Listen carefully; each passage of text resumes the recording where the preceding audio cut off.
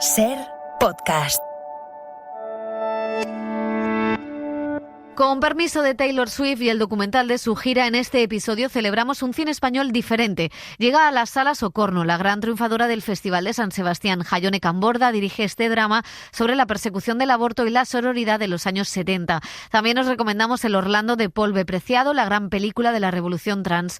Además, hablamos con Alfredo Castro de Los Colonos y de cómo retrata el cine chileno su memoria. Hablamos de comedias virales, del proyecto internacional de Paula Ortiz y de un polémico fenómeno, la película ultracatólica que lo peta en Estados Unidos y en todo el mundo. En series hablamos de religión también, pero de forma más guay, con La Mesías de los Javis. ¡Acción!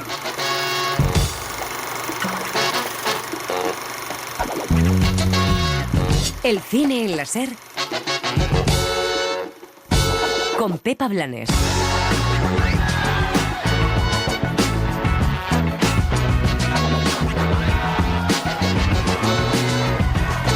Dice Paula Ortiz, una de las directoras que estrena esta semana, que tras el Me Too las mujeres han podido entrar a una industria que las mantenía al margen o como mero adorno, pero que sigue habiendo problemas si tocan poder. A ella le quisieron, aunque no pudieron, negarle la última palabra en el montaje de su película sobre Hemingway, escritor masculino donde los haya. Tampoco ha sentado bien en según qué círculos que otra mujer gane en San Sebastián después de varios años consecutivos. Jaione Camborda trae por fin a los cines esta semana La Concha de Oro Ocorno. Es una película completamente diferente a la de Paula Ortiz, a las de Coeset, a la de Erguera o a otras directoras que estrenarán este próximo otoño, porque el cine de mujeres no existe, igual que no existe un cine de hombres, aunque para algunos todo esté en el mismo saco. Si las mujeres no hacen thriller ni superproducciones es porque todavía hay una industria machista que no confía en ellas por el hecho de ser mujeres y que les da menos presupuesto, algo que denuncia cada año CIMA. Si las mujeres optan por un estilo realista y por unos temas que tienen relación, quizá es porque esos temas, como la maternidad, la amistad femenina o el deseo, han estado ausentes en la historia del cine. Hay cosas que han cambiado, pero todavía falta que las actrices, las técnicas y las directoras se encuentren en ambientes seguros y tengan herramientas para denunciarlo si no es así.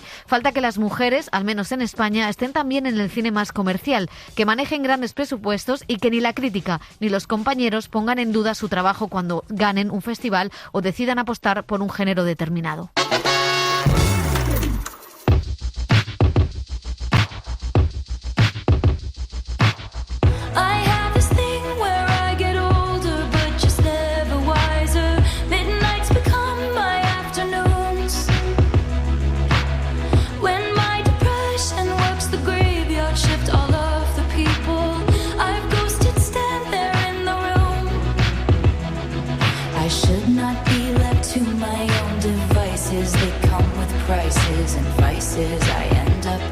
Hola, ¿qué tal? Bienvenidas, bienvenidos a El Cine en la Ser, edición de puente con muchos días para ir al cine. Elio Castro, José Manuel Romero, ¿qué tal? ¿Cómo estáis? Hola, ¿qué tal? Hola, ¿qué tal?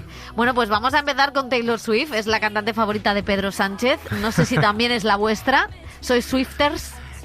Yo no soy tanto, yo soy más de Beyoncé, que también va a sacar documental de su gira. Sí. Esto es hacer dinero por hacer dinero. En unas semanas veremos el documental de Zetangana y cómo hacer una gira que no da dinero, y aquí Taylor Swift yo creo que va a dar cómo ganar dinero. Cómo ganar dinero y una lección. Yo creo que Elio va a ser un poco más de Taylor Swift, porque tengo entendido que va a ser la cantante que inaugure a nivel de conciertos el nuevo Bernabéu el año que viene. Sí, te lo iba a decir exactamente. Lo tenías ya apuntado. Es una cantante que admiro profundamente, no conecto para nada con ella, pero vamos, creo que lo está petando desde hace unos años. Ha hecho sus pinitos en el cine, tanto como actriz como directora, ha dirigido un par de cortometrajes, incluso se barajaba la idea de que ella fuera candidata al Oscar en la categoría de mejor corto, ¿no? Porque ha dirigido algún videoclip o algún corto basado en algunas de sus canciones, pero lo más importante es eso, que va a inaugurar el Bernabéu, este mega Bernabéu que nos ha prometido Florentino Pérez, que va a estar abierto las 24 horas del día, 365 días Pero a la semana. Eso es una película de terror, eso es una película de terror, por favor. Bueno, preguntaba esto porque llega a cines en todo el mundo el documental sobre la cantante. Es todo un fenómeno, lo ha sido antes de su estreno, porque ha batido récord en venta de entradas antes de que llegue, ¿no? Puede superar incluso a Barbie, dicen los expertos, y se sumerge en los conciertos de la gira histórica del artista. El cine en la Ser con Pepa Blanes. La Concha de Oro, a la película Ocorno de Jaione Camborda. La diversidad no hace más que enriquecernos y hacernos más libres. Me gustaría compartir este premio con todas esas cineastas que están por venir y que serán referentes para las siguientes. Y ahora vamos con películas que les recomendamos. Vamos a empezar por la ganadora de la Concha de Oro. Ocorno es la primera película en lengua oficial del Estado que no es el español, sino el gallego, que gana el Festival de San Sebastián. Jaione Camborda es la primera directora española en lograrlo, con una historia de mujeres que se ayudan en tiempos difíciles. La artista y la bailarina Janet Novas es la protagonista de esta historia en la Galicia rural de los 70, durante la dictadura franquista. ¿Qué te pasa? Nada. Tô contenta. No parece. Necesito que me ayudes. Si no me ayudas, bajo el SOA. Ocorno es la segunda película de Jaione Camborda. Su debut fue Arima. En esta compone una historia física que comienza con una escena de un parto usando el fuera de campo, lo que nos lleva después a un viaje por la noche en la que enfrentamos a la frontera con Portugal. La mirada de la mujer ha tardado en llegar, pero viene a enriquecer, y también la pluralidad de idiomas, todo lo que sea plural y diverso viene a enriquecer el cine y la vida, y me parece como muy celebrativo que se empiece a ver esto, ¿no? Eso es. Ay, muy bien.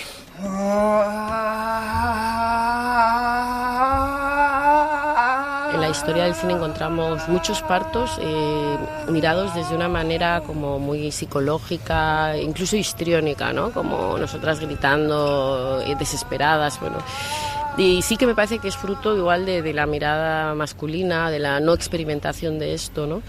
Porque realmente, incluso por mi propia experiencia, ¿no?, y por todas las investigaciones o testimonios que he podido recoger, es una cuestión muy animal, ¿no?, muy física, muy mamífera, que te trasciende, incluso te conecta a la vez que te trasciende. Sí, para mí era importante comenzar con una mujer muy apegada a la tierra, que viéramos un poco ese lugar también de identidad, ¿no? Con un lugar, con un pueblo, mucho también como una tribu, ¿no?, como una comunidad, y cómo de alguna manera esta persona, por ciertas circunstancias, se ve despojada de su comunidad y se le lanza, ¿no?, a su soledad.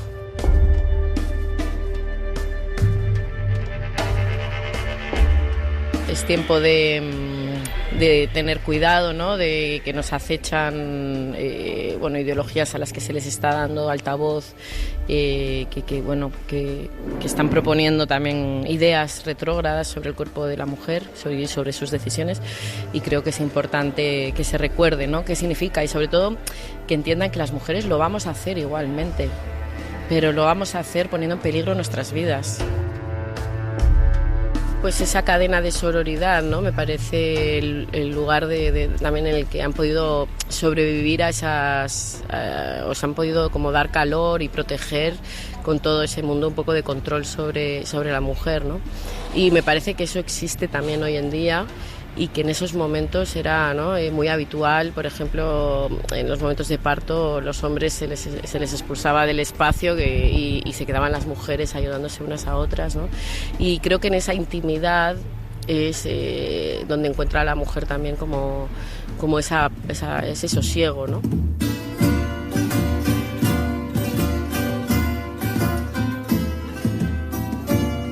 Para mí era importante un poco establecer esta idea de frontera, ¿no? Una frontera no real ni cultural, sino puramente política, ¿no?, y impuesta. Cuando realmente son culturas hermanas, casi, ¿no?, solo les separa un río, pero no nada más que eso, ¿no? Y cómo esa frontera además puede ponerte en un peligro de muerte, ¿no? Y bueno, para mí esta idea de la frontera está ahí también.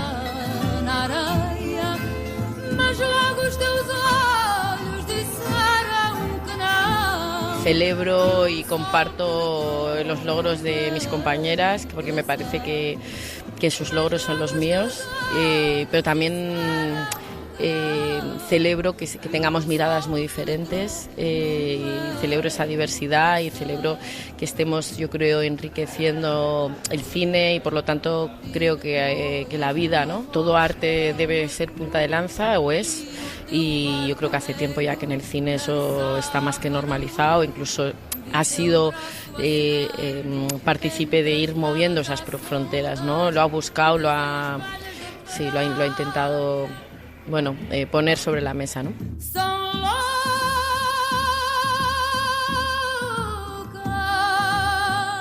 Y venimos hablando en este último año de ese cine alejado de las urbes, de las miradas tradicionales.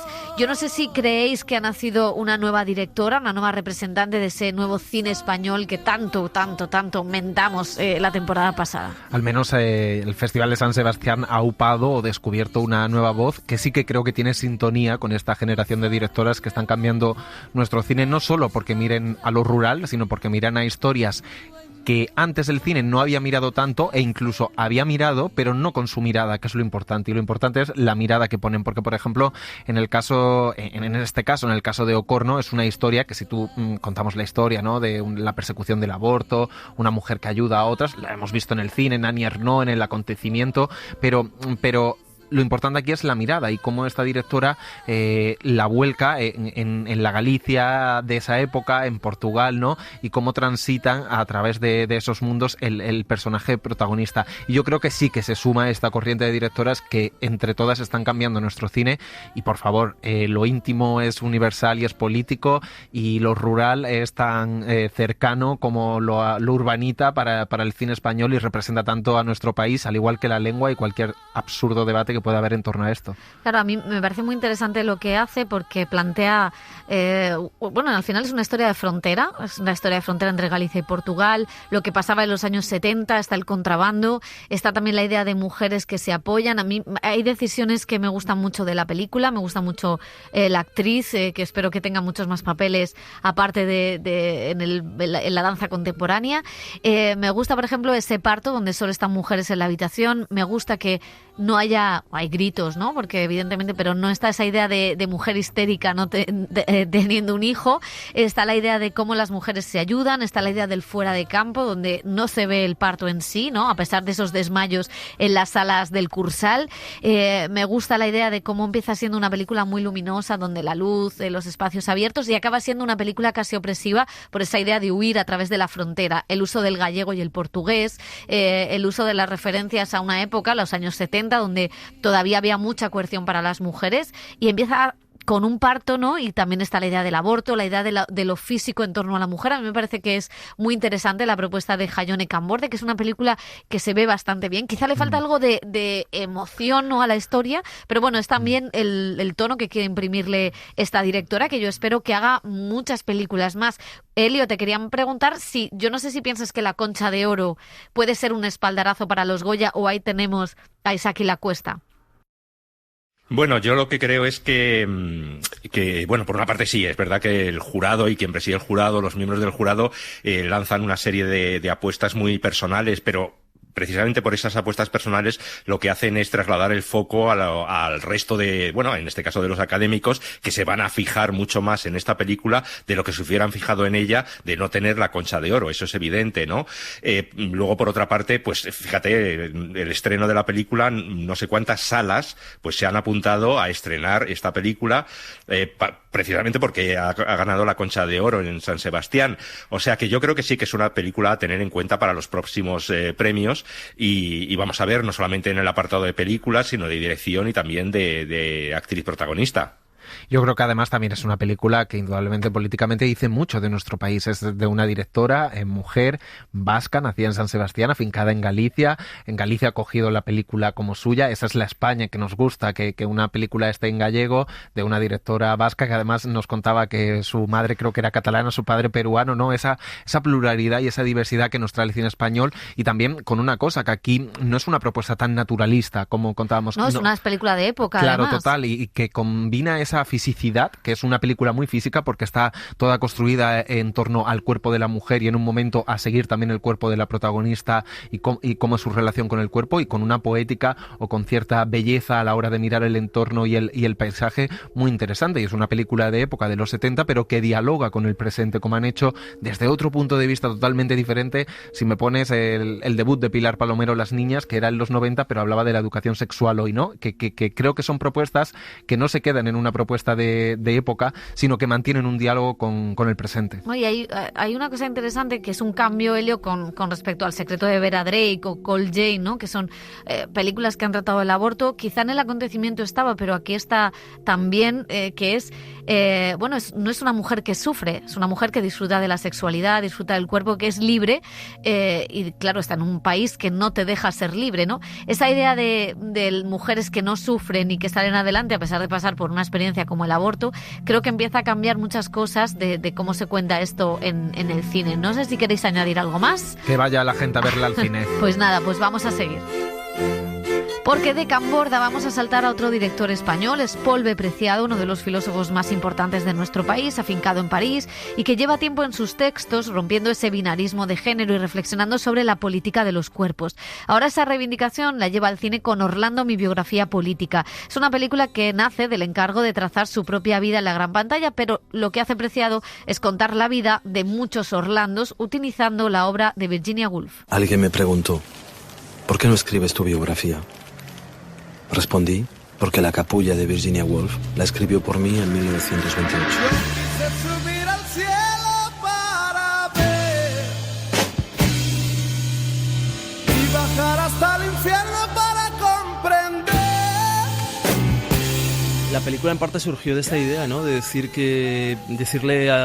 enviarle una carta a Virginia Woolf para decirle que contra toda expectativa su Orlando ha sobrevivido, está vivo, ha salido de su ficción. Y no solamente ha salido de su ficción, sino que hay miles y millones de Orlandos y que estamos viviendo un momento orlandesco, ¿no? Y que ese momento ya no es como hubiéramos podido imaginar, como una historia de ficción, como si fuera una especie de ciencia ficción, como la gente pensaba que lo era en 1928, ¿no? Sino que es un momento de transformación política increíble, ¿no? Así que sí, bueno, y también quise añadir esa biografía política porque en parte la vida de las personas como yo ha sido siempre puesta en cuestión, amenazada, ¿no? Y si estamos vivos gracias a una reivindicación política, por tanto quería añadir ese pequeño político ahí, ¿no? Aunque es verdad que luego la película, en realidad, la forma de política que la película defiende es una política poética, ¿no? Es una política de cambiarle el nombre a las cosas, de cambiar la manera en la que deseamos, en la que sentimos, ¿no? Soñaba que te quería, soñaba que era verdad, que los luceros tenían criterio para soñar. No sabía cuando empecé a hacer la película, no tenía muy claro cómo iba a ser la película, pero sí que sabía la película que no quería hacer. Y esa película tenía que ver la que no quería hacer, tenía que ver cómo han sido representadas las personas trans en el cine desde prácticamente los años 50 hasta incluso hoy mismo, es decir, con los registros que son registros de visibilidad hiperbólica, pero que en el fondo nada tienen que ver con nuestra propia vida, ¿no? Que unos son del cine de terror y luego, digamos, otro relato es el relato porno exótico, ¿no? En el que es también casi inevitable, ¿no? En el momento en el que aparece la persona trans, el cuerpo de la persona trans es al mismo tiempo presentado como monstruoso y extraño, pero como totalmente deseable, ¿no? Y como consumible, como objeto visual. La ficción no se opone a la verdad. Cada vida individual es una historia colectiva. Mais elle consiste en la métamorphose de soi, se laisser transformer par le temps. Yo desde el principio, cuando empecé a hacer la película, mi objetivo era salir de la mirada binaria, ¿no? Porque en el fondo yo estaba bastante harto también de esta historia de la mirada masculina y decía, bueno, a ver, la mirada masculina, ok, de acuerdo, es cierto, es decir, vivimos en una sociedad patriarcal, heteropatriarcal, por lo tanto es una mirada masculina y sobre todo una mirada heterosexual, pero también es una mirada tremendamente binaria, porque en el fondo, es decir, salimos de lo masculino para ir a lo femenino y ya tenemos una serie de códigos establecidos sentidos de lo que se supone que es lo femenino, ¿no? Mi hipótesis es que Virginia Woolf es una autora no binaria, mal entendida hasta ahora. Esto ya, bueno, ya por añadir complejidad a la cosa, ¿no? No, pero es verdad, ¿no? Como que cada uno se la quiere llevar para su territorio, pero bueno, aunque sea el mío el de lo no binario, pero también es una manera de decir, porque tanto tiempo, ya llevo como 3 años viviendo con Virginia Woolf, ¿no? O sea, yo cuando tenía dudas mientras que rodaba cualquier cosa, todos los días yo me encomendaba a Virginia Woolf, yo decía, por favor. Y es verdad que releyéndola mucho yo me daba cuenta que en el fondo el lenguaje de Virginia Woolf es un lenguaje muy no binario, ¿no? O sea, es decir, que tiene esa capacidad de no fijarse nunca, es decir, nunca toma el personaje únicamente por un personaje masculino o femenino, sino que es su propia conciencia es una conciencia tremendamente fluida, ¿no? Como que pasa, por ejemplo, puede ir perfectamente de una abeja a una flor, volver a una cabeza masculina, pero tomarla como si fuera el pelo de una reina, y sigue. Esa fluidez me interesaba mucho también para la película, ¿no? Lo digo muy orgullosamente, si volviera a nacer, quisiera ser la misma persona. La derecha y la extrema derecha del Estado español está tan absolutamente confundida en términos culturales, tienen un retraso tan astronómico que de repente les parece que hay que censurar a Virginia Woolf un libro de 1928, ¿no? O sea, es una cosa como, yo la verdad es que no doy crédito, como si casi no estuvieran atentos a cuál es la producción cultural, artística en todas las artes ya, ¿eh? Y como si no hubieran visto nada en los últimos 50 años más o menos, ¿no? Yo creo que ellos casi diría que 1928 es incluso avanzado para el lugar en el que están, que yo creo que están más o menos en 1890, una cosa así, ¿no? Entonces de repente es como, Virginia Woolf, y es verdad que me llamó mi distribuidor de Atalante aquí y me dijo, es increíble porque están censurando la obra de teatro, con lo cual es posible que nos censuren, ¿no? Pero bueno, no sé, la verdad es que digamos que siempre estamos confrontados a esa posibilidad, ¿no? De la mala lectura, de la censura, pero también, por ejemplo, mi experiencia ahora con los festivales y al haber presentado la película en otros sitios, es que la realidad es como es, independientemente, o sea, es decir, yo creo que el negacionismo de género, por decirlo de alguna manera, de la extrema derecha, no tiene ya fuerza frente a la realidad social y política que estamos viviendo. Nunca operamos el cuerpo individual, operamos la historia política. El mundo de hoy está lleno de Orlandos. Estamos cambiando el curso de la historia. Podéis escuchar la entrevista completa, media hora de charla a la carta en Ser Podcast. Es un documental, como decimos, que adapta la novela de Virginia Woolf, hoy censurada por muchos en algunos ayuntamientos, y la película ganó premio en la Berlinale. ¿Es una ruptura también del género de la biografía?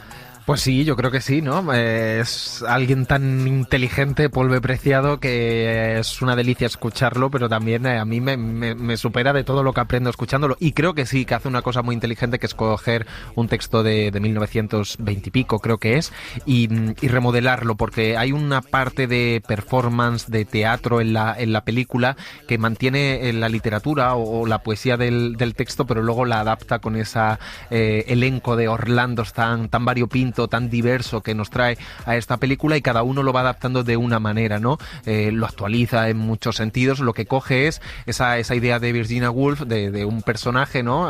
Que para esa época no era decodificado, deconstruido de una manera no binaria, pero que el estudio que ha hecho Paul Preciado y de que lo ve, lo entiende así y lo lleva al presente, hablando de temas muy de actualidad, ¿no? Como puede ser pues la farmacología, la sanidad con las personas trans, la salud mental, y lo va construyendo de una manera que es performativa, teatral, pero que a mí me gusta mucho y que nunca pierde el ritmo de película. Entonces es un híbrido bastante extraño entre documental, película, actuación artística, performance, como decía, y sobre todo es que está muy bien escrita, muy bien escrita, y el hilo conductor es muy interesante, y luego que tiene la capacidad como director novel de tener ideas muy simples pero muy simbólicas, como una que hay en una mesa de operaciones, claro, el que opera o le hace una cirugía a algo que en otra película sobre la identidad trans os podéis imaginar de qué sería la cirugía o qué se mostraría, y aquí él hace la cirugía a algo diferente, ¿no? Entonces creo que está llena de ideas, de recursos,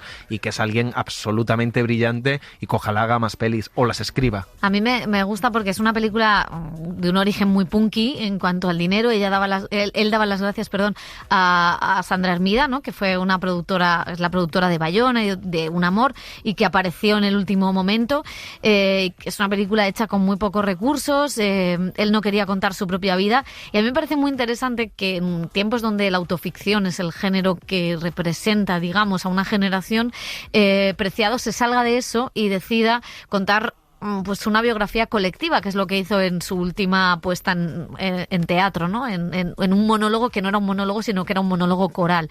Y aquí eso me gusta mucho, muchos tipos de Orlandos, muchos tipos de personas que tienen, pues una relación con su cuerpo, cada uno de una manera, cada uno diferente, con su sexualidad, con su género, con su identidad, y todo ese abanico de personajes que van leyendo el Orlando, que van apareciendo, todo pasado por una belleza, una propuesta estética que a mí me parece muy poética y muy bella, y que quizá tiene su origen en su trabajo en el Centro Pompidou y el trabajo con arte que ha hecho Preciado durante todo este tiempo, y luego pues cómo conseguir que el cine cuente algo que en sus textos realmente a veces es bastante enrevesado, ¿no? Cómo conseguir esa facilidad y cómo lo consigue el cine con ideas brillantes. La operación del libro es una de ellas, pero la jueza Virginie Despentes repartiendo carnés de identidad o configurando que el DNI es una ficción, me parece fantástico. O los niños y niñas trans que aparecen como una manera de decir, bueno, las vidas trans también son vidas felices, ¿no?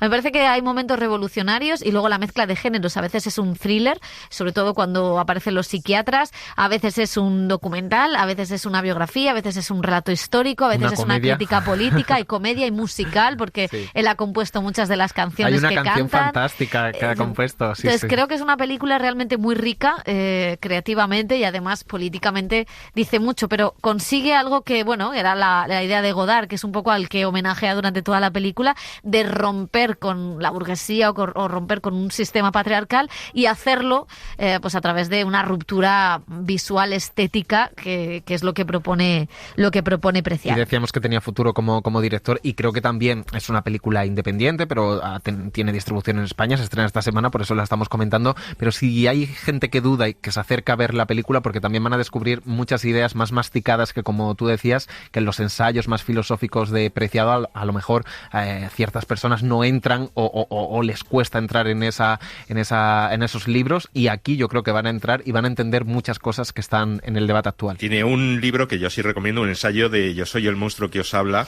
que yo creo que es bastante claro, que ya cómo se dirige a la sociedad médica francesa, y luego pues hablar de Orlando, también es un personaje muy cinematográfico, ¿no? Y recordamos el Orlando que hizo Sally Potter con Tilda Swinton. Él dice una cosa, que es: todos amamos a Tilda, pero no es trans. ¿No? Es curioso, porque dice que esa película le influyó mucho, pero sí es cierto. Es cierto que Virginia Woolf ha dado mucho al cine, Elio. Sí, efectivamente, ¿no? Ahí está esta película, que además fue nominada a los Oscar en varios apartados, pero sí que es verdad que, bueno, pues hacía falta pues una reinterpretación, una puesta al día con ese mensaje tan radical que hace Paul Preciado. El cine en la SER con Pepa Blanes. Buenas noches, teniente. Buenas noches, don José. ¿Cómo está todo por acá? ¿Cómo van los cercos? We lost another man today. Un hombre menos no es problema. El problema son los indios. En Porvenir abrieron los cercos y se comieron todos mis animales. Todas mis ovejas. Como unas bestias. Como las bestias que son. Don't you cry. Y en un año en el que nos estamos adentrando en la historia de Chile, el cine del país de Allende nos trae un nuevo relato cinematográfico que ahonda en la fundación de la nación. Los colonos es un western de Felipe Gálvez, estuvo en Cannes, y cuenta uno de los episodios genocidas más desconocidos del Cono Sur, el de prácticamente la extinción del pueblo Selkman a manos de los terratenientes y latifundistas en Tierra de Fuego. Su protagonista es Alfredo Castro, actor que ha puesto rostro a la historia de su país sin miedo. Y bueno, está pasando algo de muchas producciones muy muy relacionadas entre ellas en cuanto a la temática de la impunidad, de la memoria, y es, en fin, está muy bien todo eso. ¿Tú de dónde eres? De Chiloé. ¿Y ese dónde queda? En el norte. Es una isla. Y los colonos se une también al sistema de cómo el Estado chileno, no el gobierno, el Estado de Chile cede tierras a un privado para colonizar el sur, la Patagonia chilena, matando a una etnia completa, a los Selknam, que era una etnia hermosísima, en fin, sus tradiciones preciosas, y los devastaron, que fue también lo que pasó con el golpe de Estado en Chile. Entonces uno hace un poco una lectura histórica de cómo se van uniendo las temáticas en el cine chileno. Me parece estupendo eso. Quiero que abra una ruta hacia el Atlántico para mis ovejas. Una ruta segura y rápida, teniente. Para eso va a tener que limpiar esta isla. Pero necesito pruebas. Voy a necesitar un hombre. ¿Uno solo? Sí, señor. Tierra, la colonización, el Estado y los privados, en lo delictual. Francamente, en lo delictual, el Estado le entrega a privados tierra a cambio de matar a una etnia completa y crear una nación, imagínate. Y el 11 de septiembre, el golpe de Estado en Chile, que se conmemoraron 50 años ahora recién, pasa exactamente lo mismo. Es la alianza entre el fascismo, el ejército y los privados. Y se ha comprobado legalmente que muchos privados prestaron vehículos, prestaron infraestructura para tomar preso, matar y asesinar y desaparecer gente. Entonces tú dices, pero han pasado 100 y tantos años y seguimos en lo mismo, ¿no? En esta casa han dormido presidentes. Me parece una descortesía terrible. ¿Qué sabemos de este hombre? Es un intelectual, al parecer un nacionalista. La primera pregunta que yo me hago siempre es ¿qué aporta esta película al mundo, digamos, a la sociedad? ¿Aporta algo, dice algo? Yo creo fielmente que una película, una obra de arte, una obra de teatro puede cambiar a alguien. Yo lo he comprobado en el teatro por lo menos, o en las películas también, que hay Tengo Miedo Torero, que era la comunidad LGBTQ+, yo sé, porque lo sé, que hubo gente joven, chicos, chicas que estaban en su transición, que la película les abrió el mundo, o sea, dijeron, es posible, lo voy a hacer, soy más valiente y voy. Entonces yo creo que sí es posible que el cine cambie a alguien, absolutamente.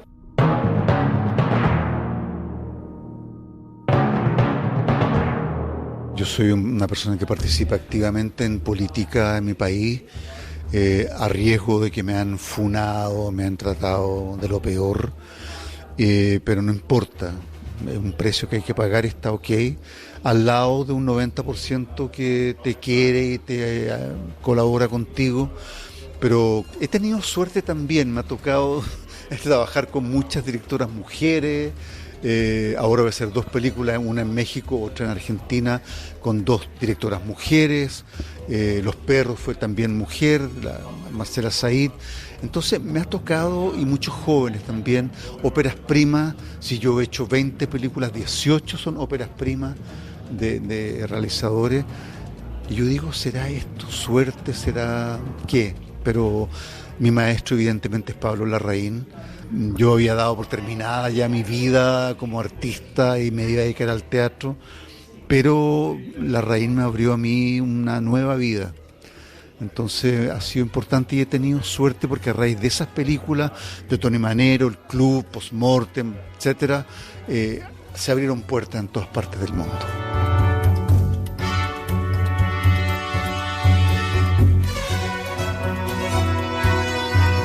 Bueno, es una película sobre colonización que llega a los cines españoles cuando celebramos la llegada de Colón a América. Yo no sé, Elio, si hay un cine latino, un cine chileno que está repensando la historia desde otros parámetros. Sí, efectivamente, Pablo Larraín, pues mira, acabamos de ver ahora mismo la película sobre este presente, este pasado muy cercano, con su vampiro Pinochet, ¿no? Y en este caso, pues es una película que también tiene actualidad, ¿no? Porque en la nueva Constitución de Chile, que fue rechazada, pues se hacía mucho hincapié a los indígenas, en fin, en cómo se relacionaban, en cómo había sido el pasado de Chile, en las cosas que tenían que reconocerles a ellos, a los mapuches, por ejemplo, y es lo que cuenta esta película, ¿no? Que es una especie de western, un western colonial, habla pues de los cercados, de los indígenas, de las fronteras creadas artificialmente por Occidente, de la matanza de indígenas, también un poco pues cómo ese nacionalismo occidental se traslada a Latinoamérica y, en fin, es una película dura en parte, pero que nos hace ver exactamente de cuál fue el pasado de Chile y cómo esos temas siguen estando de actualidad y de muy rabiosa actualidad en la política chilena de hoy en día.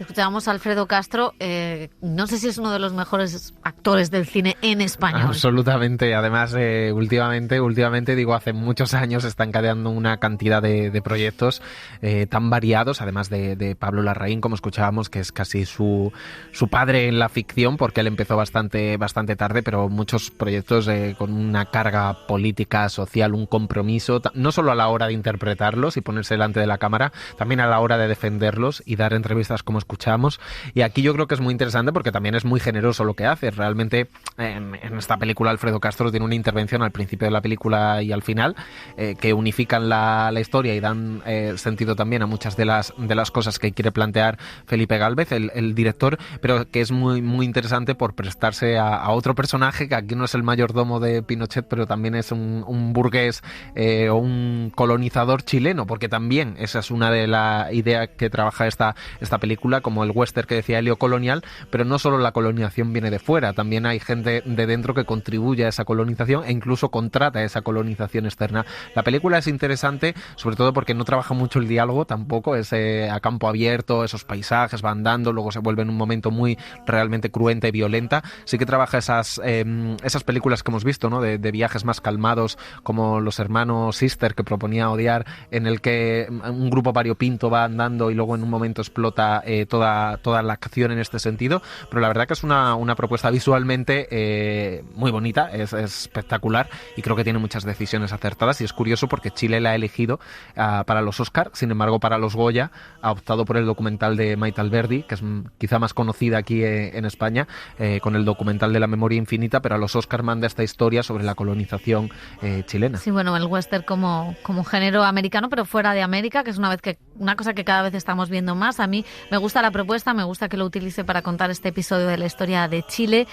Me recuerda a veces, aunque quizá un poco más accesible, al cine de Lisandro Alonso, a esos westerns lentos, ¿no? Donde los planos pasan lento y la verdad es que me parece que ha sido un descubrimiento. Yo sí que creo que puede tener posibilidades en esa terna elegida para representar a los Oscar y más en un año donde el western de Scorsese, que tiene muchos de los temas que están en esta película, ya lo comentaremos la semana que viene, pero bueno, son temas que en Estados Unidos sí están vigentes, sí que se entienden, sí que tienen esa empatía y yo creo que puede ser una de las que esté ahí en esa terna, que esperemos también esté la peli de Bayona. El cine en la SER con Pepa Blanes.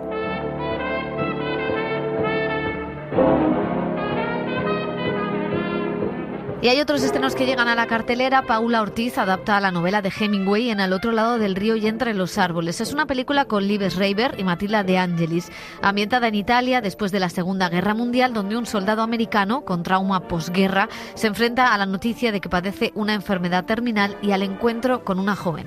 Renata, hay algo que... Solo estamos contando historias.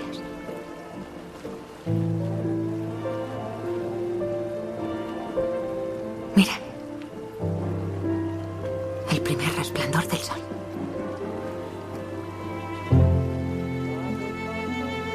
Otro estreno es Me he hecho viral, una comedia con Jorge Coida, con Blanca Suárez, Enrique Auquer y Nicolás Furtado. Una película sobre hashtag, vídeos virales y cómo el éxito en las redes sociales cambia tu vida.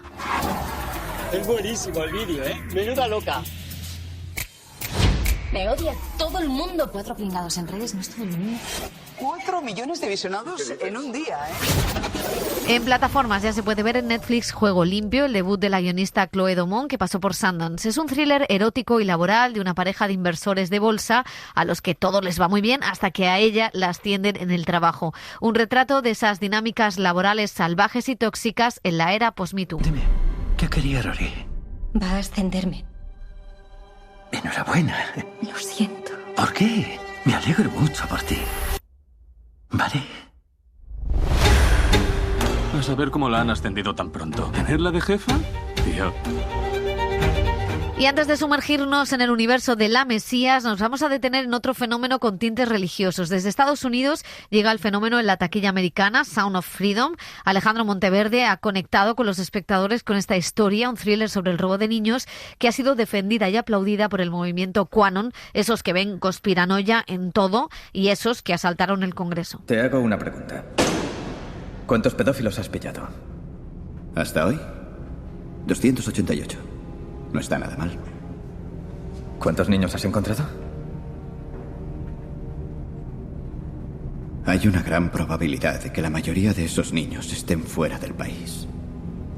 Así que nuestro trabajo es capturar pedófilos. Y se acabó.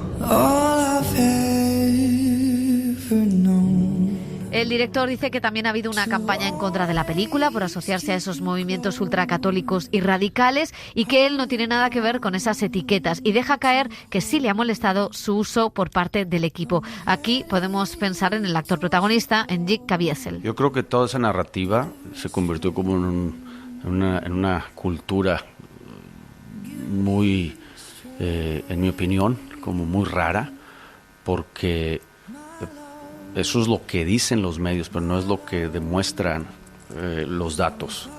Hicieron encuestas y nos dimos cuenta que la audiencia rebasó todo, rompió el espectro político. Esas etiquetas, no porque alguien las dice, las hace verdad. Eso fue el peligro en esta película, que sigue siendo esta opinión colectiva que de cierta forma debió, peligrosa porque pudo haber destruido la película. Me dolía porque yo soy el autor de la película, no la gente que trabajó en la película, pero el escritor y el director soy yo. Entonces mi intención y la motivación no fue esas acusaciones, no eran esas etiquetas.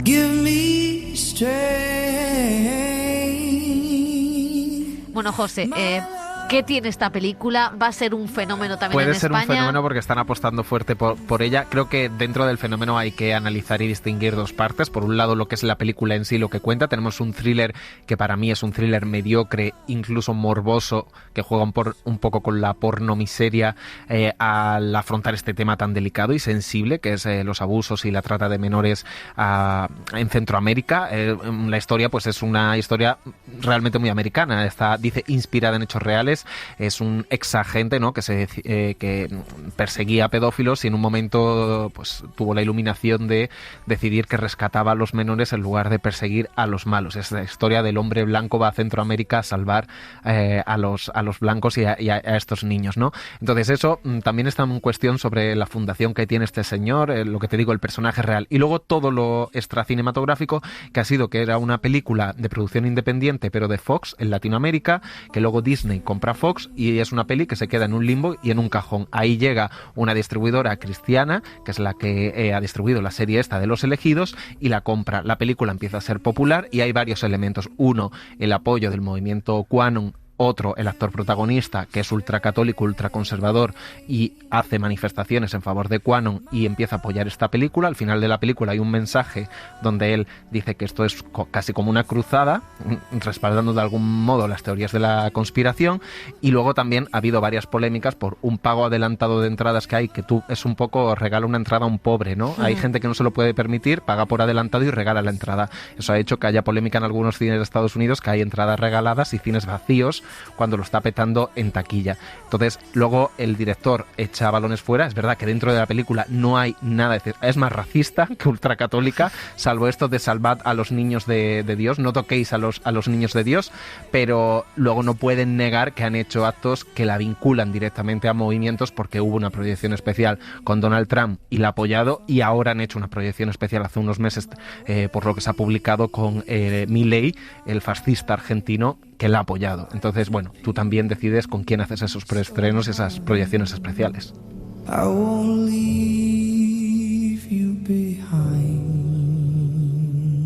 El cine en la SER con Pepa Blanes. Querido creyente, querido seguidor, hola. Soy Cecilia Puigbaró. El mundo está en grave peligro, pero aún podemos salvarlo cantando nuestras canciones a la Virgen María. Junto con mis hermanas, nuestro grupo musical Estela Maris pondrá a Dios en el centro de nuestra vida. Nos hicieron reír con Paquita Salas, se comprometieron políticamente con Veneno y se adentraron en la religión con La Llamada. Ahora los Javis vuelven a dar una vuelta de tuerca a eso de la fe con su nueva serie, La Mesías.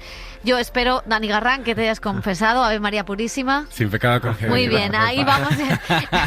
Esa educación que no venga Montserrat a reñirnos. Podría decir Pater Nostrum. Bueno, Javier Calvo y Javier Ambrosi estrenan en Movistar Plus este drama familiar que ahonda en el fanatismo religioso y en lo más oscuro y doloroso.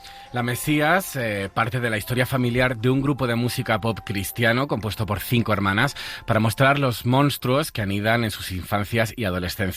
Los protagonistas son 2 hermanos que han vivido bajo el yugo de una madre con delirios mesiánicos. Emprenden un viaje de curación para poder perdonarse, prosperar y curarse las heridas. Dios mío, dime, ¿qué quieres a tus hijos? ¿Y para qué quieres a mis hijos? Para que salven el mundo. ¿Cómo tienen que salvarlo? Cantando. Bailando.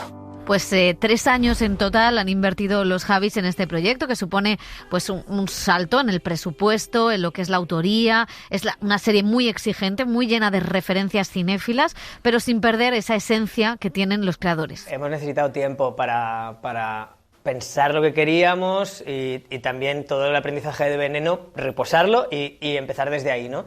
Y es que ha sido un proceso largo, han sido 3 años.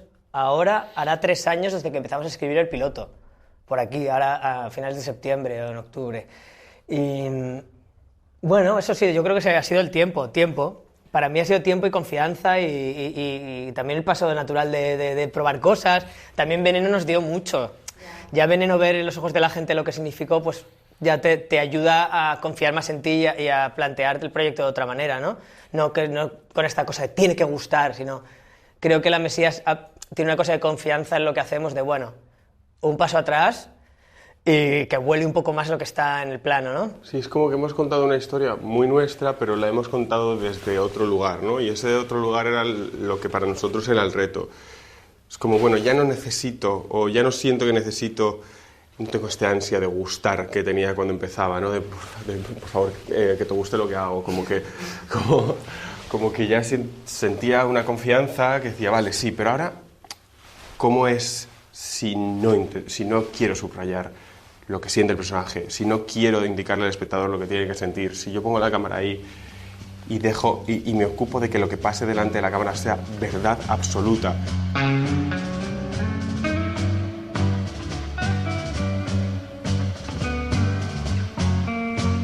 Para nosotros, curiosamente, es la serie más LGTB que hemos hecho.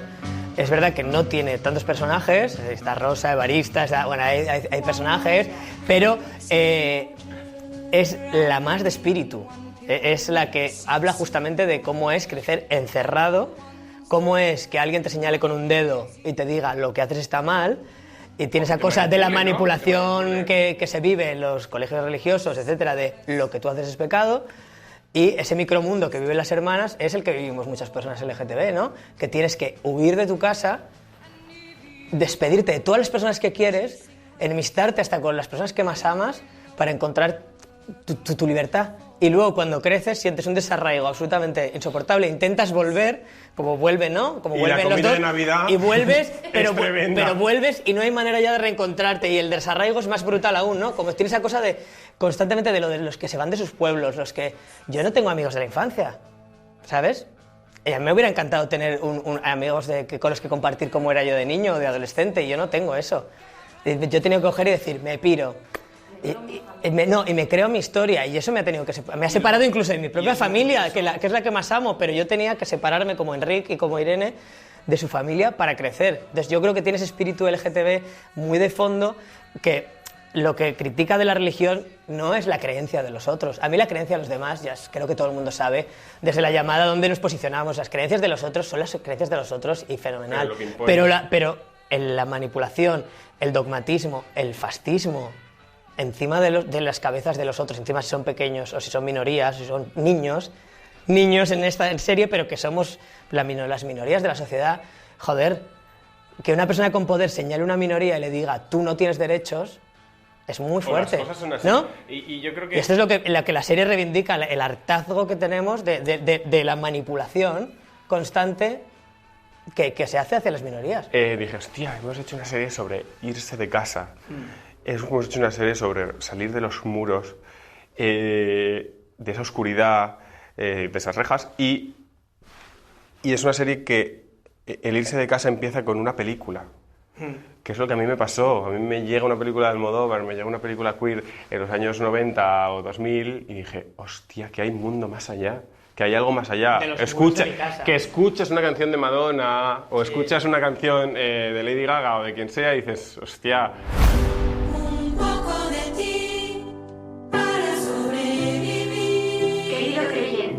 Querido seguidor, hola. Cantan canciones como medio religiosas, ¿no? Son... Ricardo, ya. He visto los vídeos. Al parecer lo ha visto toda España. ¿Sabes algo de mi madre? Ella siempre quiso ser una estrella, pero no me imaginé que sería de esta clase. Y viral. Me di cuenta en ese momento. No estoy contando la historia de una familia, estoy contando en parte mi vida. Sí. Y me gusta mucho contarla así, ¿no? Como de una manera no tan clara, que es también lo que hemos querido, no contar las cosas tan claras. Yo creo que la gente se va a conectar de una manera que casi ambivalente, va a decir, no sé por qué me toca o qué me pasa con estos niños, porque no es tan directo como Veneno, que era como, esto es así, sino que la mesa te habla como de muchas cosas diferentes, pero que subyace esa cosa LGTB del encierro. Y sobre todo, también es un homenaje, a nuestra manera, a creer. A ver, la gente que se reúne para ver ovnis. Ostras, la gente que se reúne a una rave para ponerse hasta el culo y bailar alrededor de un DJ porque cree su gurú. O la gente que va al cine, ¿no? O la gente que son padres de familias numerosas y crean esa microsociedad con ellos. Es tan chulo, ¿no? Hay una cosa hay una cosa tan ridícula, performántica de... Bajo la lluvia es una Biblia para ellos, ¿no? Sí. Es el Evangelio según Don Lockwood. Sí. Pues eso, es un homenaje a diferentes maneras de creer y a la diversidad de creencia, ¿no? Un poco de ti para sobrevivir. Esta noche que viene, fría y sola.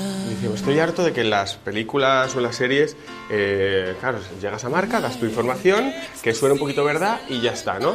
Pero no, ¿cómo es hacer un after de verdad? Si es que lo importante es generar un lugar en el que todo el mundo esté ahí de verdad y la información ya se va dando. Ya se va diciendo, cuando tú quieras dices tu frase, luego la respondes, luego no respondes porque te vas a poner una botella de agua. Como que lo diferente yo creo que ha sido cómo lo hemos contado.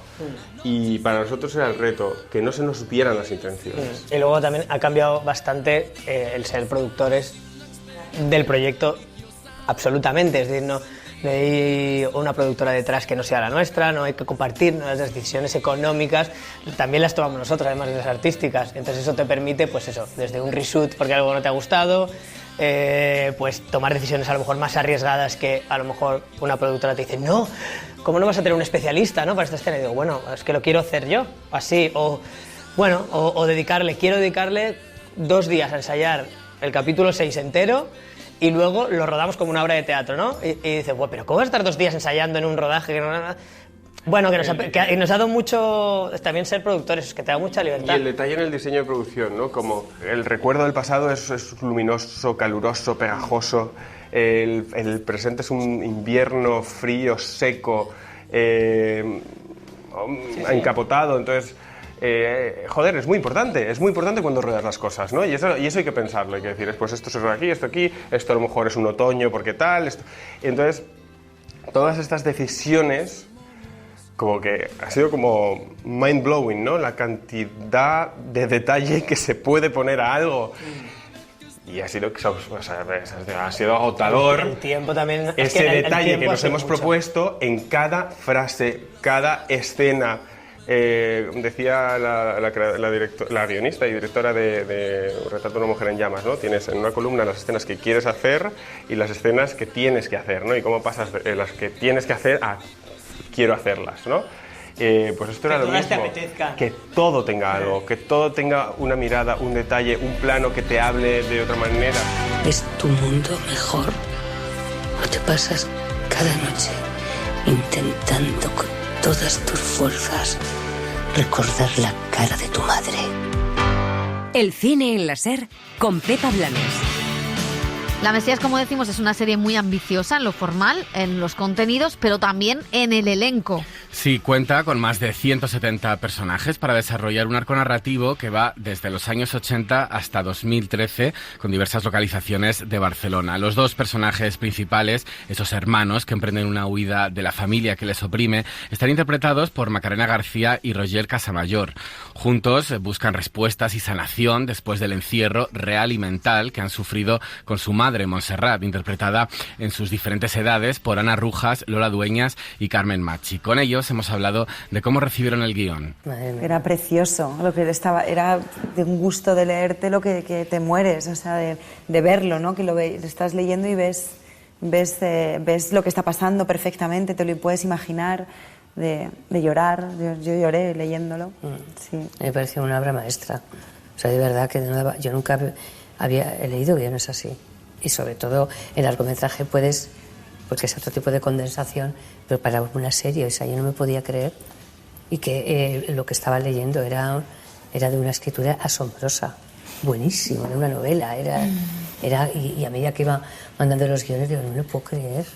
O sea, cada día, o sea, no cae la coherencia de todos los personajes, la historia cómo va. A mí me parecía espectacular, la verdad, la lectura era increíble, y nos pasaba a todos los que los leíamos. Sí, ¿verdad? Y ya pensando ya en tu trabajo, en Montse, qué bien escritos están los textos de Montse.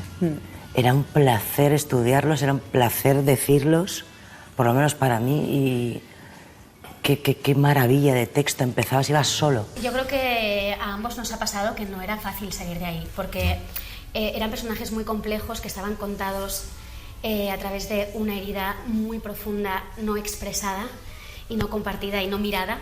Entonces tenía que estar y había que entrar en esto de verdad, porque si no, no se contaba.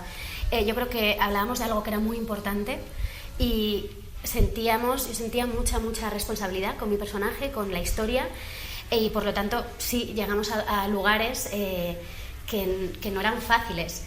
Y había momentos que de repente pues hacías escenas que luego requería pues tus días de recolocarte, de pensar, y había algo bonito porque para mí la interpretación para nada tiene que ser terapéutica, ni mucho menos, pero bueno, se estaban moviendo cosas y creo que ambos decidimos pues asumirlo, aceptarlo y aprovecharlo, que creo que es en realidad lo que la serie invita, ¿no?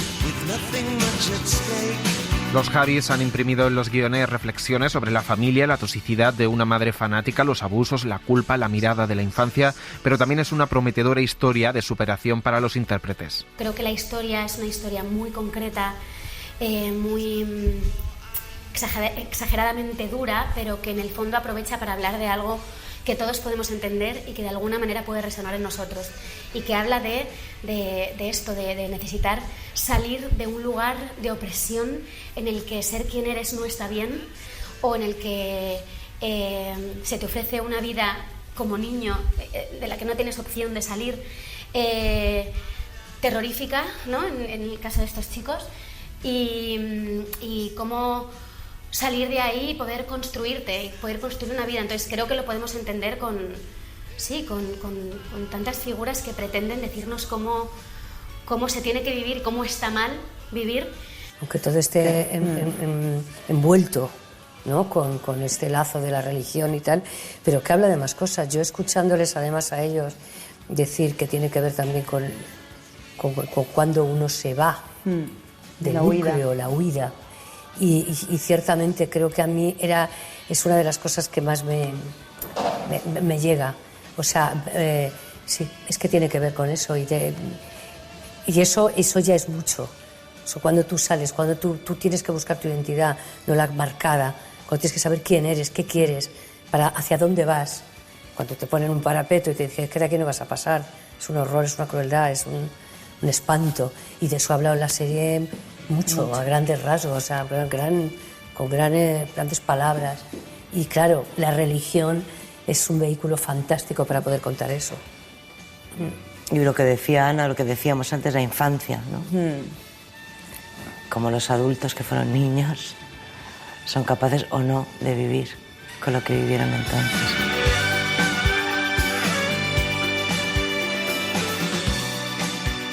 Todo el que trabaja con los Javis coincide en que son perfeccionistas, repiten escenas hasta la saciedad y llevan al actor de la mano hacia sus objetivos perfectamente definidos. Pero para los protagonistas de La Mesías también ha sido una fiesta, un regalo y una oportunidad única para aprender. Han puesto en esta serie temas que les interesan, temas que les tocan, y temas personales también. Entonces, por un lado, para mí era especial porque volver a trabajar con ellos para mí es un lujazo, una fortuna. Hay algo también de conocerles, de conocer su manera de trabajar, que eso que tiene que hacer los actores, ¿no? de adaptarse al lenguaje del director y demás, yo ya lo tenía hecho. Me parecen dos directores inmensos y para mí era un lujazo. También era especial porque escribieron un personaje para mí súper complejo, lleno de capas, que suponía un reto muy grande, suponía enfrentarme a una nueva manera de interpretar, adentrarme en colores muy diferentes a los que no estaba acostumbrada, en los que he tenido mis resistencias y mis miedos, pero que ha sido una experiencia de cruzar barreras súper emocionante. Y luego, por lo que tú dices, porque a la vez también es una historia de dos hermanos que se unen para poder salir un poco más ligeros y tener un presente un poco mejor. Tuve bastantes problemas al principio para entender exactamente desde dónde ellos querían que salieran las cosas, porque yo vengo de una escuela pues más de texto, de tal, aquí hay una coma, cuidado que si dices una palabra, un sinónimo, lo que sea, y aquí era todo como una libertad absoluta, todo lo contrario. O sea, en realidad me decían, olvídate del texto, no nos interesa nada el texto. Yo no lo entendía, digo, ¿cómo puede ser eso? ¿Cómo me voy a olvidar del texto? No, yo digo aquí todo. Y hasta que llegó el momento que dije, no puedo seguir trabajando así, porque ellos no estaban contentos, yo no estaba contento, nadie estaba contento. Y entonces ahí empecé como un proceso de reaprendizaje a nivel personal de mi manera de trabajar. Ellos trabajan mucho desde la alegría y desde la fiesta. Y el juego. En el mejor sentido, ¿no? Entonces, terminar el rodaje, acaba una jornada y es una alegría. Cada vez que acabas una jornada es una alegría. Y una alegría y llegar deseando que sea el día siguiente. Sí. Que no se acabase. Eso es increíble, trabajar con ellos. O sea, llegas y dices, Dios, qué vicio.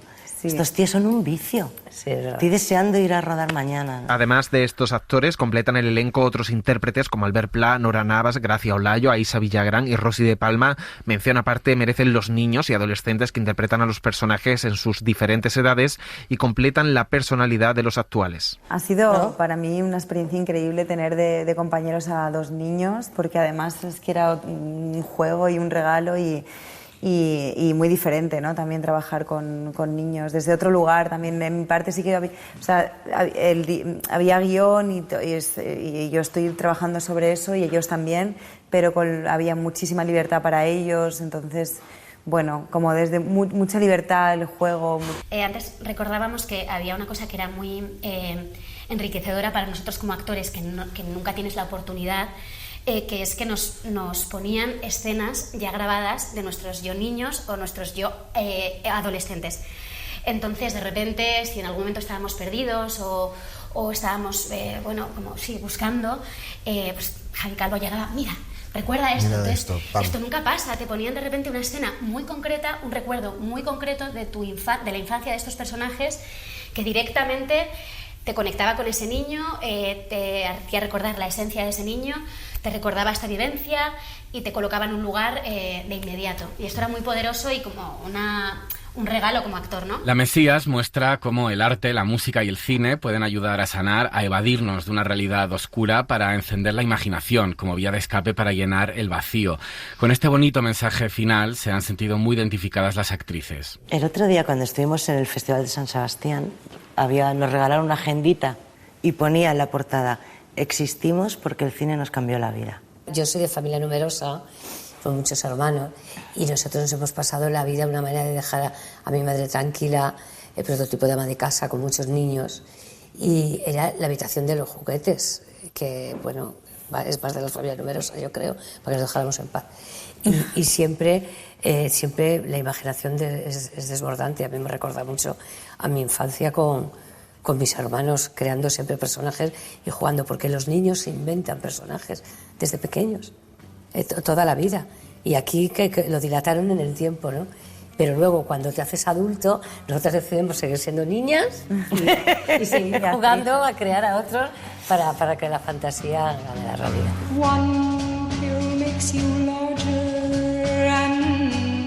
Bueno, pues La Mesías se va a estrenar capítulo cada semana. Bueno, esta primera semana hay 2, o sea que nosotros prometemos ir comentando pues semanalmente, ir dando algunas claves de lo que es la fe y de cómo vamos en ese camino hacia salvar el mundo, destruirlo. No prometemos nada, yo creo que más bien lo segundo, y prometemos que haremos más reflexiones sobre La Mesías, que yo creo que va a ser una de las series del año.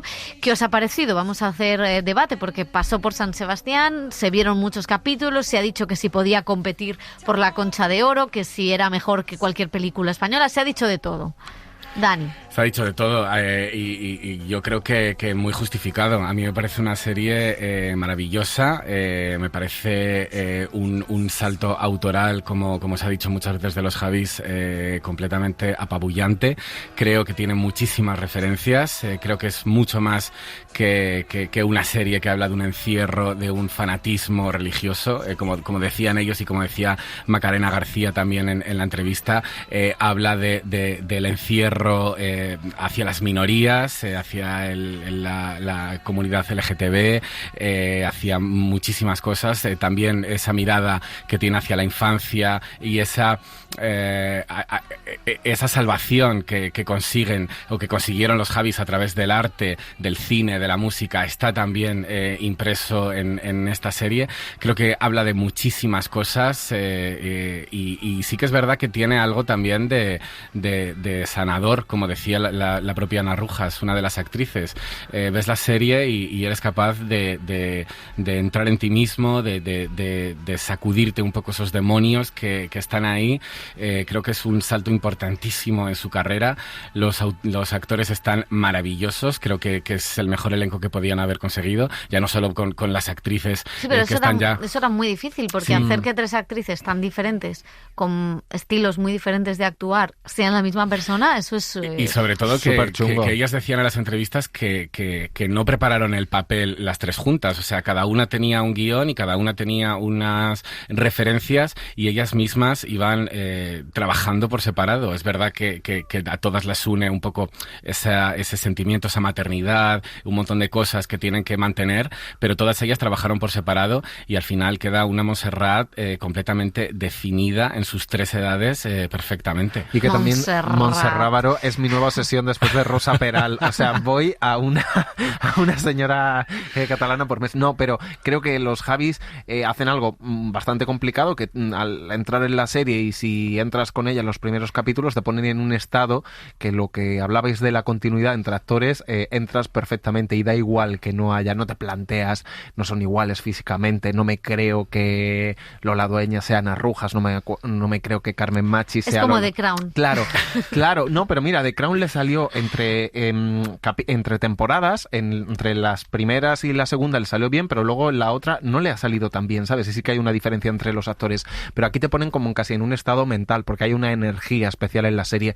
Luego hay cosas, como decían ellos, de confianza, de seguridad, de una mirada autoral, también reflejan, es un golpe en la mesa también diciendo, oye, chicos, que nosotros somos muy fan de la cultura pop, que hacemos muchísimas cosas, pero que también somos súper cultos y vemos muchísimo Bueno, pero cine. eso, fíjate, eso es curioso porque a ellos que La Llamada, que no tenía nada que ver, se les comparó mucho con Almodóvar. A Almodóvar siempre se le prejuzgó mucho, porque en la época de Almodóvar mezclar o hibridar o hacer menciones explícitas a otros autores era copiar. Es verdad que ellos viven en una cultura, en otra generación, Total. donde la mezcla es casi la base y ellos han conseguido dar ese trasvase, pero precisamente tanto Almodóvar como los Javis han tenido ese prejuicio sobre ellos de centrarse demasiado en la cultura pop, en el lenguaje de la calle, y sin embargo cómo han conseguido, porque además son tíos que ven muchísimo cine, y aunque no vean muchísimo cine, han conseguido crear, hay una serie de homenajes, que si Erice, que si Vigas Luna, que si Apichapón, que si Lynch, ¿no?, que aparecen en toda la serie, y yo creo que en ese sentido, cuando se dice que son almodovarianos, creo que se dice en el sentido incorrecto, son almodovarianos porque han hecho de la mezcla una bandera, y eso lo han conseguido crear, o sea, convertir en una nueva autoría, que es lo que ha hecho Almodóvar. Absolutamente, y luego con una cosa muy importante en esta serie, que como decimos es un paso de gigante, sin abandonar muchas de sus señas de identidad, porque ellos ya tienen ganado un público, pero quieren sumar más público, y ellos es verdad que otra cosa que tienen como autores es que nunca han desprestigiado al público ni lo han mirado más, siempre han hecho cosas que le gusta que haya referencias populares y todo este universo suyo. A mí me parece muy interesante, creo que es súper arriesgado los primeros capítulos, sobre todo porque tiene muchos saltos temporales entre las tramas, entonces si no entras en esos capítulos, que yo entré muy bien, hay un riesgo. Luego, narrativamente, los otros capítulos no digo que sean más convencionales, porque no lo son, pero sí que es verdad que conforme vas el capítulo 5, 6 y 7, se siguen de una manera más lineal en algún sentido, porque ya has hecho también todo ese viaje con los actores. Entonces creo que es una serie muy bien planificada, con una propuesta visual muy delimitada, han rodado en 35 milímetros, con gris Jordana, o sea, creo que hay decisiones muy acertadas, son productores, han tenido el control absoluto, a saber lo que ha costado esta serie, y creo que también hay una virtud, es conseguir que todo esté engrasado de alguna manera, porque decíais las actrices, pero lo de los niños en el cine español no siempre están bien, no siempre, de hecho la mayoría de veces no, y aquí en todas las edades, y los adolescentes están increíbles, están todos en donde tienen que estar, ¿te los crees?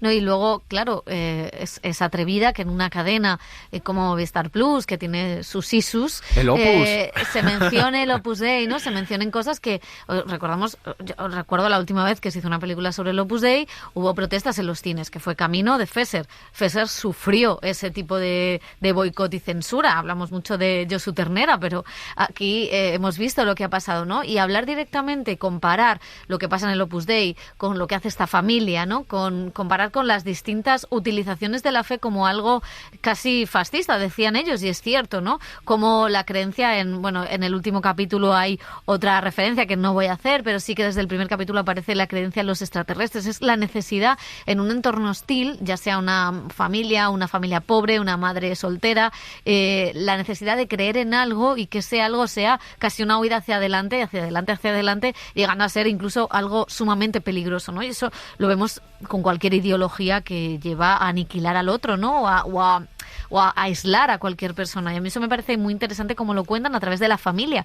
Pues la familia puede ser, como decía Carlos Saura, el mayor nido de corrupción. Y en ese sentido, los Javis sí toman esa vía. A mí la verdad es que me gusta mucho porque yo pensaba, no se van a atrever, no va a aparecer el Opus Dei, y aparece, y además bastante pronto, ¿no? Y todo ese fanatismo, toda esa...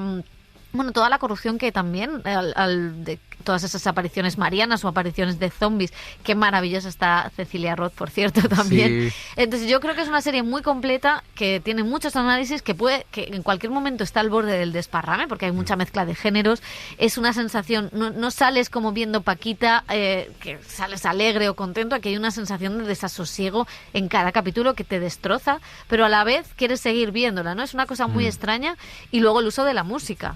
Que es tremendo lo que han hecho con todos los tipos de música. Que necesita un segundo visionado, porque vamos a analizar muchas referencias, muchas decisiones de puesta en escena, de guión que hay. Luego, qué listos son también, como decíamos, no dejando a un lado al público.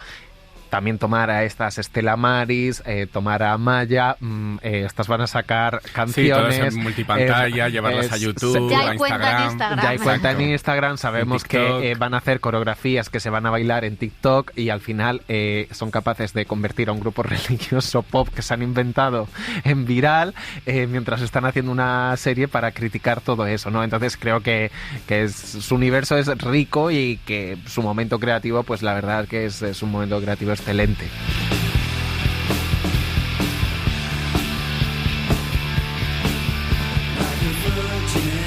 Pues nada, seguiremos comentando el fin del mundo en La Mesías. Gracias, chicos, adiós. El cine en la SER con Pepa Blanes.